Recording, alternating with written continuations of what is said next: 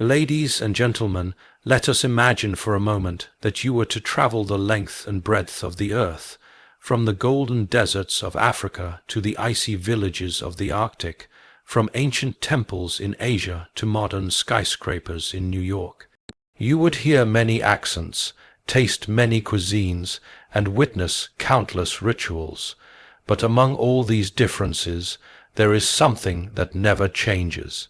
In every tribe and nation, you will find people who believe it is wrong to betray a friend, dishonorable to lie, cowardly to abandon the weak, and shameful to be ungrateful.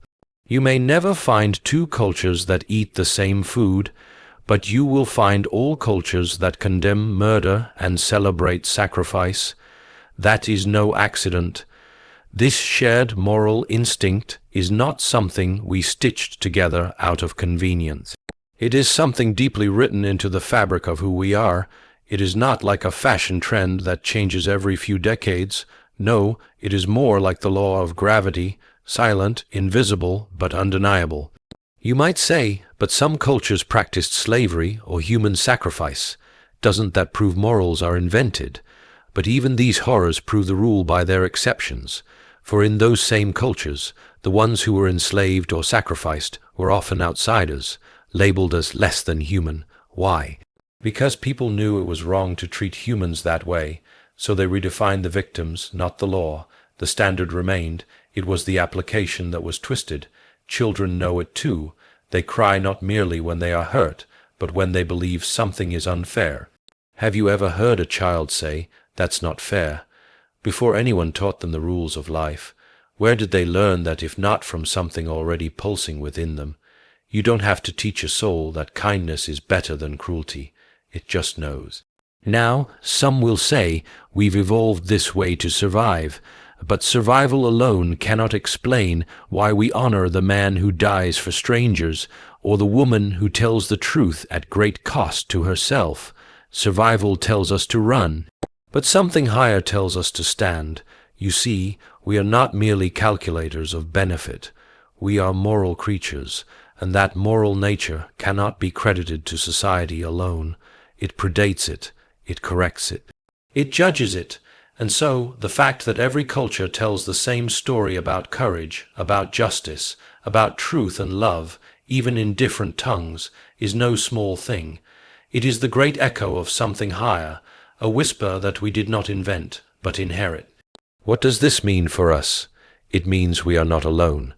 It means we are not without guidance. And above all, it means we are not without responsibility. For if we all know what is right, then we must stop pretending we don't. We must stop excusing cruelty as culture and dishonesty as strategy. We must be what we already know we ought to be. The world does not need more cleverness. It needs more courage to do what is obviously right.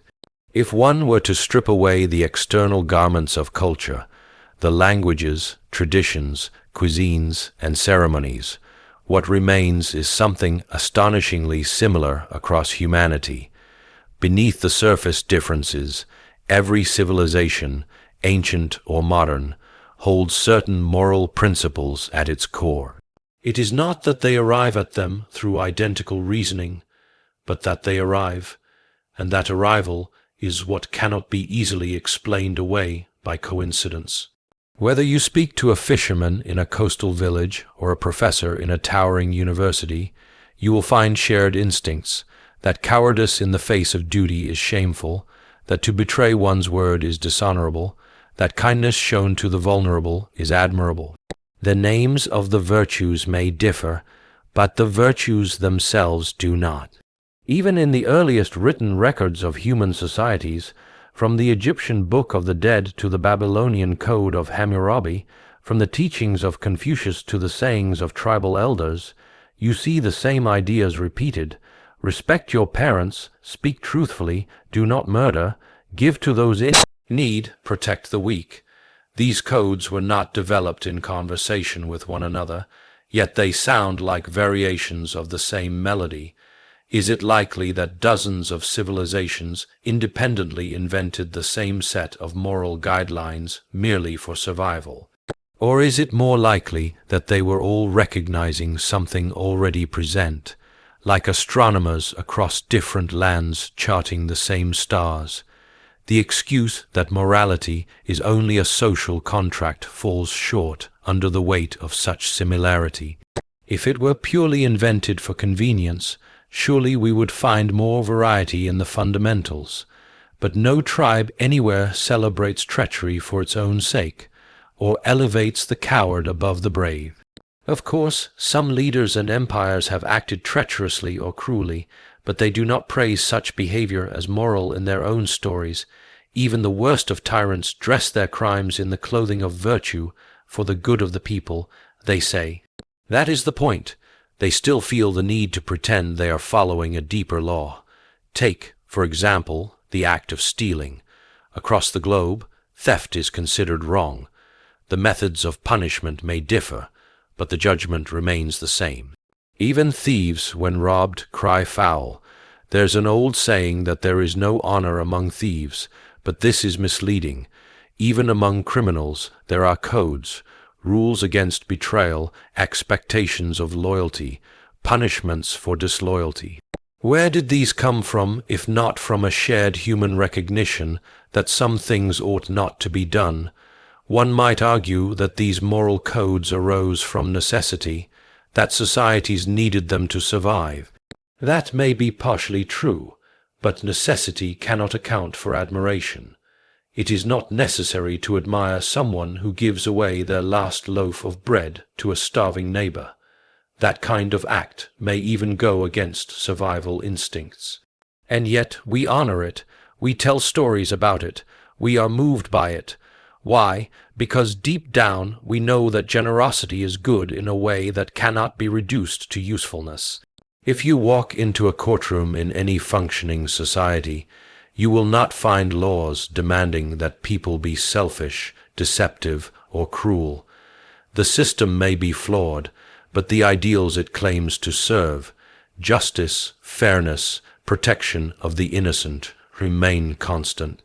And it is these ideals, not the systems, that echo across cultures and centuries. A child in Peru and a child in Japan will both protest. That's not fair.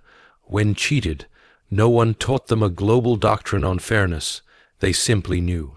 That knowing is not invented, it is awakened. Even when cultures disagree on the details, what counts as respectful behavior, or the exact form of punishment for wrongdoing, they are still working within the same framework. They are adjusting the furniture, not building the house. The house remains the same because the foundation was never man-made. So when we speak of cultural differences, we must remember that these are often differences in style, not substance. The deeper we dig, the more we realize that our moral foundations are not separated by borders. They are part of something ancient and shared, something not invented by our ancestors, but discovered by them, as if they were all chipping away at different sides of the same hidden monument, each uncovering a part of the whole. And if that monument exists, if it truly stands beneath every civilization, then perhaps it tells us something about ourselves, not just who we are, but who we were always meant to be. If the moral code runs through every culture, then the question must arise, how did it get there? One cannot look at such widespread agreement and call it mere coincidence. A map showing identical landmarks in distant, unconnected lands would suggest something greater than random alignment. It would suggest that each one was tracing the same underlying reality. The same is true of morality. We are not simply taught it, we recognize it. There is an inner awareness, a kind of compass embedded within us that points to right and wrong even before we are old enough to speak the words for them. You can observe this in children long before they are molded by schools or sermons. They cry out when they are wronged, not just because they are hurt, but because they know something unfair has occurred. There is no need to sit them down and explain justice in philosophical terms. They already live it in their reactions. That sense of right and wrong is not the result of elaborate reasoning. It arrives faster than thought, like a reflex of the soul. A man sees a child in danger and runs to help without stopping to calculate profit or loss. A woman reads about a stranger's suffering and feels sorrow as though the pain were her own. These are not learned responses, they are revealed responses, something within us answering to something outside us, like a key turning in a lock, and we call that response conscience. We do not invent conscience the way we invent tools. We awaken to it. It is not a man-made structure like a bridge or a machine. It is more like a sunrise, something we did not cause, yet which floods our world with light nonetheless, and it does not vary the way opinions or preferences do. One may prefer rice over bread, or red over blue, and no one would accuse him of fault. But when someone prefers cruelty over kindness, or injustice over justice, we do not treat it as a matter of taste. We call it wrong. That difference in reaction reveals the difference in category. We do not believe people are merely trained to value good. We believe they are bound to it, and the very language we use, should, ought, must, testifies to an obligation deeper than preference. People do not just say, "I dislike murder." They say, "Murder is wrong." That is a moral judgment, not an emotional reaction. And what makes it all the more significant is that they expect others to agree. When someone lies to us, we do not simply feel hurt. We accuse them. We say, "You know that was wrong," even if they deny it. Why do we assume they should know? Because we believe that deep down they do know, even if they have silenced the voice inside them. Conscience may be ignored, but it is not absent. Like a fire alarm muffled by a pillow, it may be hard to hear, but the fire still burns. In every society, there are individuals who violate the moral code, but even they reveal its presence. The thief may sneak under the cover of darkness. The liar avoids being caught. The traitor hides his betrayal. Why all the secrecy if they truly believed they had done no wrong? Because the law they break is not just written on paper, it is written on hearts. And breaking it brings a kind of shame that cannot be legislated. A man may feel guilt for something the law permits. That, too, shows that conscience is more than a social rule. It is a higher law, one that holds even when no one else is watching. Conscience is not infallible. It can be dulled, distorted, even corrupted by habit or self-deception, but the very fact that we can corrupt it proves it is not something we control. One does not twist a tree that grows randomly. One twists a tree that was growing in a particular direction. The need to justify ourselves, even when we do what we know is wrong, demonstrates that we are measuring against a standard not of our own making. The dishonest man may offer excuses, but he does not boast that dishonesty is a virtue. The cruel woman may mask her actions with false motives, but she does not praise cruelty itself. Why not? Because even in rebellion, the rebel must nod toward the very rule he breaks. All this points to the same conclusion. The moral law is not something external that we learn the way we learn the alphabet or driving rules. It is something we carry within, like memory or instinct, present before explanation, and often operating beneath our awareness. And this inner law is the reason cultures across time come to such similar moral conclusions. It is not because we agreed on a set of rules, but because we were all responding to the same call. That call may be drowned in noise or buried under selfishness, but it remains. And that is why we can say not only that we have a conscience, but that the conscience has us. If conscience is real, and if it pulls us toward a shared understanding of right and wrong, then it follows that there must be a difference between what we call moral law and what we call cultural law. The two are not the same. One can change, the other resists change. Cultural law reflects the customs, expectations, and behaviors approved by a specific society in a specific time. Moral law, on the other hand, is that deeper thread that stretches across time and place, often standing in judgment over cultural law when the two conflict. A society may pass laws that permit cruelty, but people still recognize cruelty for what it is. And even when a government endorses injustice, the human conscience recoils. History is full of examples where cultural norms violated what people already knew in their hearts to be wrong. In many civilizations, slavery was once accepted, written into the very fabric of law and commerce.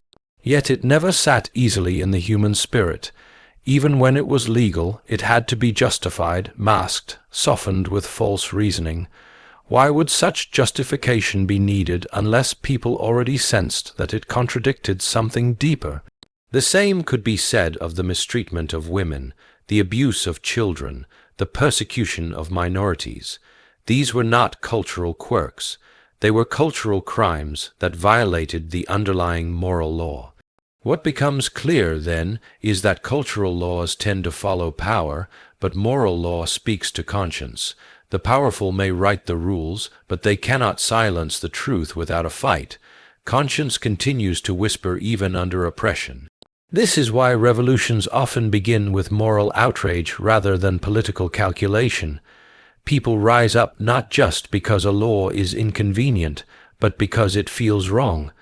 They protest because some line has been crossed, not the line drawn by society, but the one drawn within the soul. This also explains why cultural norms are so inconsistent from place to place, while moral insights remain astonishingly consistent. One culture may insist on head coverings, while another permits bare heads. One culture may eat with hands, another with forks. These are variations in practice, not in principle, but you will not find any society that praises betrayal or murder as a virtue. No matter how different the details, the same basic expectations surface again and again. That truth, telling is honorable, that courage is noble, that compassion is praiseworthy. These are not the inventions of any single culture. They are the foundation upon which all cultural variation is built. It is true that some societies suppress certain moral instincts for the sake of power or tradition, but suppression is not the same as absence. A culture may train its people to ignore guilt, to redefine good and evil, or to numb themselves to injustice, but the effort itself proves the existence of something beneath. People do not fight to silence a voice that was never speaking. The urge to corrupt moral law reveals its presence. The urge to deny it confirms its reality. And even when moral law is not written in civil law, it has a remarkable way of making itself known. Consider the heroes we honor. Across cultures, we admire those who stand for justice against the tide of popular opinion. We celebrate whistleblowers, reformers, martyrs, those who break cultural rules to obey something higher. Their actions often violate the laws of their day, yet history judges them as righteous. Why? Because they chose moral law over cultural convenience. They answered to the higher standard, the one not written in courtrooms but carved into the human soul. The failure to distinguish between cultural law and moral law is what allows societies to drift into decay. When we begin to think that what is normal must be right, we blind ourselves to the possibility that we are wrong. Not every tradition is sacred. Not every law is just. It is only by holding them up to the moral law that we can know whether they are worth keeping or must be cast aside. Culture may decorate morality, but it does not define it. That definition is older, deeper, and far more resistant to trend or time. And yet, perhaps the most telling sign of the moral law's power is how often it demands sacrifice. Cultural law often asks only for compliance. Follow the crowd, obey the customs, protect your place.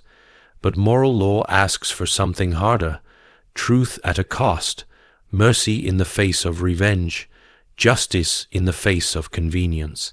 It does not always reward us in the moment, but it speaks with a weight and authority that no cultural voice can match, and we know, even if we try to forget, that when the two are in conflict, it is not the culture that must win. It is the conscience that must be obeyed. If moral law exists apart from cultural law, and if it speaks to something deeper in us than social expectations, then the question becomes, what is that something? What is the ground into which this law is planted? The answer lies in our shared human experience. Regardless of where or when we live, we are all born into a world of need, vulnerability, joy, fear, and longing. These universal experiences shape our sense of right and wrong, not through doctrine but through lived reality. You do not need to teach a child that pain is bad, they learn it the first time they fall. Nor do you need to explain why kindness matters. It is felt when a stranger shares warmth on a cold night or a friend stays behind to help. The moral law grows out of these encounters, rooted not in theory, but in life. Everyone, whether they live in a jungle village or a concrete city, understands what it means to be hungry, to be lonely, to be betrayed. And because we have all suffered, we can recognize suffering in others. This recognition is not taught, it is awakened by similarity.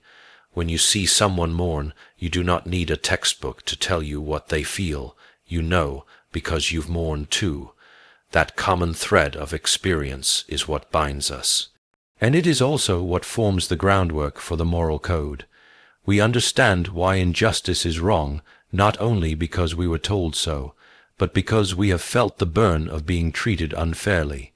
We understand mercy because we have been desperate for it.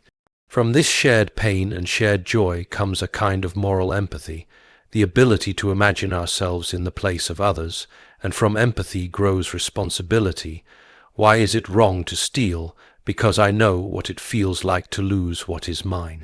Why should I tell the truth? Because I know what it is to be lied to. These are not abstract ideas floating above us. They are lessons written in flesh and blood. Moral understanding emerges not just from commandments, but from compassion. And compassion, unlike custom, is universal. It is telling that the stories we pass on, the myths, the parables, the folktales, are often not about the clever or the powerful, but about the good, the brave, the kind. In every culture, the hero is the one who protects the weak, stands up to evil, and sacrifices for others. Why should this pattern repeat itself across such different societies unless the emotional and moral experience behind it was the same? A father's grief in China is not different in essence from a father's grief in Brazil. A mother's pride, a child's fear, a friend's betrayal. These things are human first, cultural second. And because our experiences are shared, the values we draw from them are shared too. Even languages reflect this unity. The words may differ, but the concepts persist: honor, loyalty, justice, forgiveness. There is no language in which cruelty is praised as an ideal, nor one in which cowardice is celebrated as strength. The reason is simple. Words grow from needs, and all humans need fairness, dignity, and love.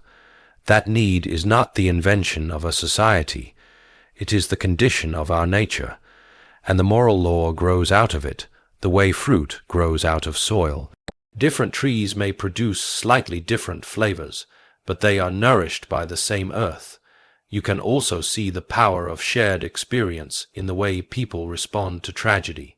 When a disaster strikes, an earthquake, a war, a famine, people across the world often respond with compassion, regardless of race or nation. Strangers donate, pray, or travel to help people they have never met. Why? Because they recognize in that suffering something familiar. They see themselves in others.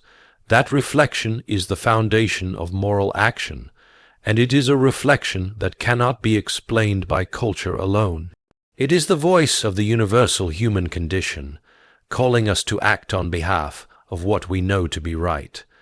What this tells us is that moral law is not imposed from outside, nor created by force. It emerges from the very nature of being human. We are not moral because society demands it. Society demands it because we are moral. We are not kind because a rule book told us to be. We are kind because we remember what it is to need kindness. The rules, when they come, only describe what we have already known through experience. They put into words what our hearts already whisper. So when different cultures discover the same moral truths, it is not because they copied from each other or conspired to align. It is because they all grew out of the same soil, the human condition. And it is that shared condition, with its joys and sorrows, its needs and its dignity, that makes the moral code not only common, but necessary. Without it, we would be left not only lawless, but less than human. If the moral law arises from shared experience, if it echoes across cultures, and is confirmed by the human condition, then we must ask ourselves whether we created this law or uncovered it. The difference is not trivial. Cultural habits, traditions, and even civil laws are invented, deliberately chosen or agreed upon, but moral law feels different. It does not feel like something we designed, it feels like something we encountered. And more often than not, it feels like something we resist before we obey. This alone is evidence that it is not a human creation, but a human recognition. You do not invent something that accuses you. You do not construct an idea only for it to stand over you in judgment. Yet that is precisely what moral law does. It confronts us when we fall short. It urges us to do the harder thing when the easier one tempts us. If we had created morality ourselves, we would have made it far more convenient. We would have crafted a code that excused our impulses, not one that challenges them. That is why people do not need to be trained to justify wrongdoing. They do it instinctively, precisely because they feel a higher standard bearing down on them. The very fact that we feel guilt is proof that something greater than preference is at work. The person who tells a lie does not usually celebrate it. Instead, they look for reasons. I had no choice. It wasn't that bad. They deserved it. But these are not explanations. They are confessions wrapped in excuses. And excuses would be unnecessary if no standard existed to begin with. If right and wrong were merely invented, they could be changed as easily as a traffic rule or a fashion trend. But try telling someone that betrayal is just a matter of opinion, and you'll see their reaction. Some things are not up for vote, and we all know it. Even those who claim morality is relative betray their belief in something more fixed. The moment they are wronged, cheated, lied to, insulted, they appeal to fairness as if it were a universal law.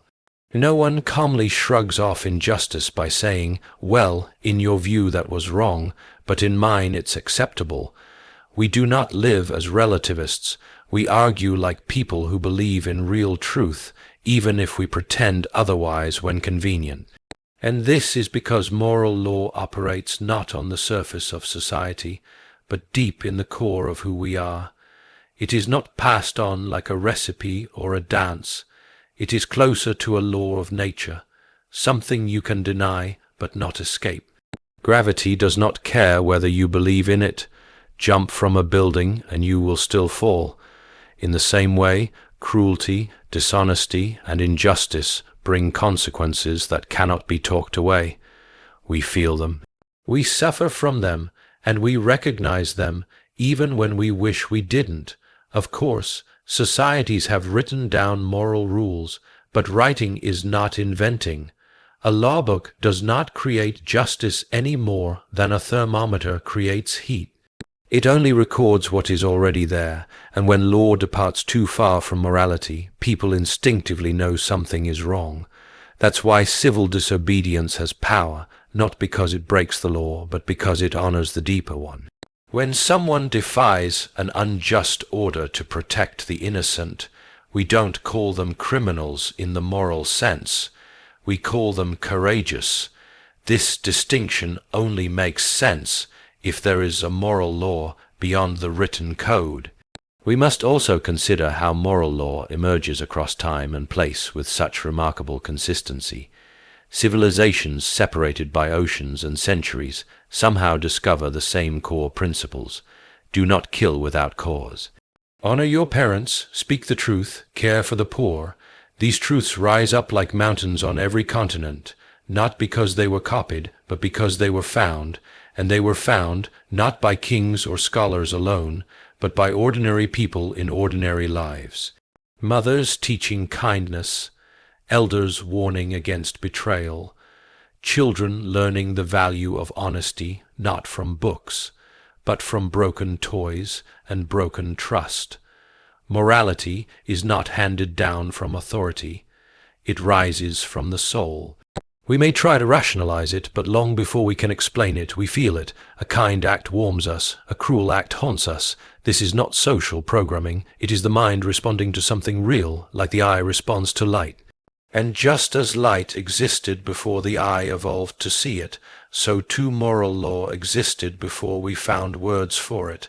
It was not made by man, it was waiting to be known, so we do not obey the moral law because it is convenient.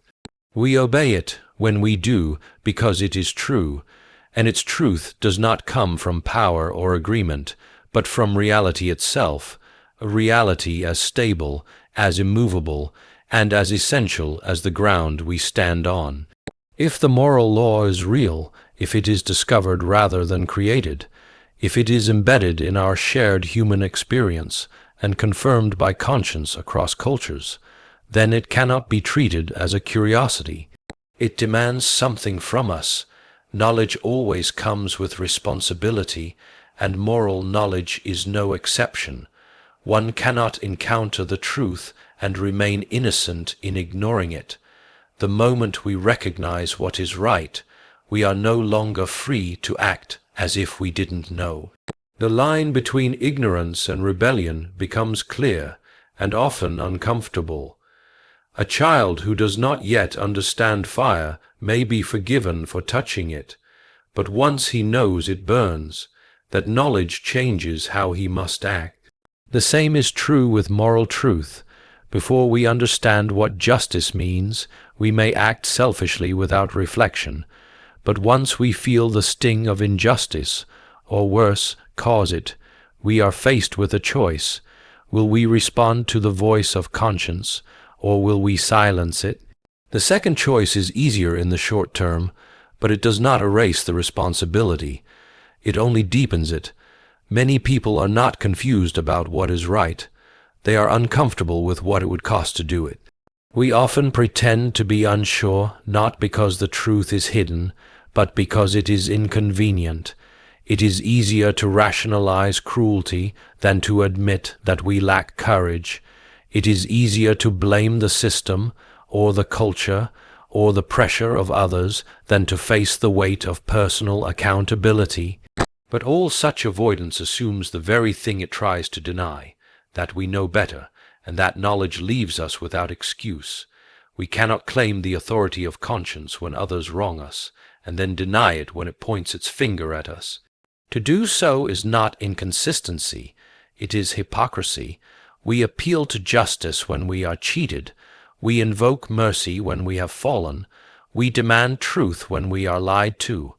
These appeals show that we do not live as moral relativists, no matter what we claim to believe. We know there is a standard. The question is not whether it exists, but whether we are willing to submit to it even when it costs us something, and cost it does. Moral responsibility is not a passive awareness. It is a call to action. It demands the courage to forgive when bitterness feels more satisfying. It demands the strength to tell the truth when lies would protect our pride. It demands sacrifice, patience, and sometimes even suffering. But the presence of cost only strengthens the reality of the law.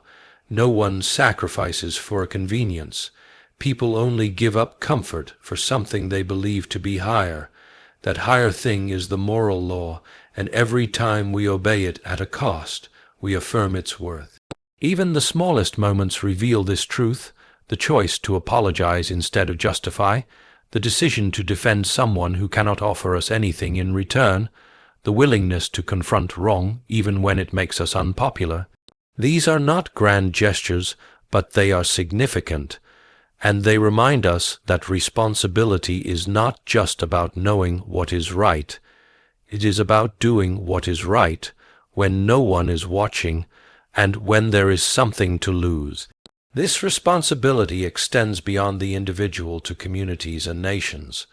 When societies ignore the moral law, injustice becomes systemic, cruelty becomes normalized, and truth becomes manipulated.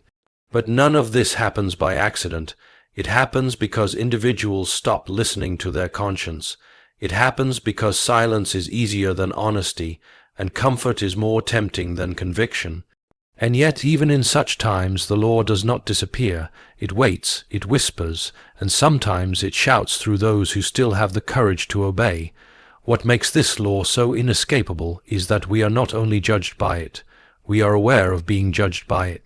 That awareness is built into us. It wakes us at night. It weighs on us in solitude. It brings unease when we remember something we said in anger, or regret something we failed to do. The world may forget, but the moral law does not. It records, not in books, but in the conscience of the very person who broke it. And this is not cruelty, it is mercy, for the weight of that knowledge is also an invitation to change. Responsibility, then, is not a burden placed upon the guilty. It is the natural consequence of being human. To know what is right is to be accountable to it, and to be accountable is not punishment, it is purpose. We are not animals driven only by instinct, nor machines following input. We are moral beings capable of choice, capable of change, and capable of becoming more than we are, but only if we are willing to stop pretending we don't know what we already do. The law is written.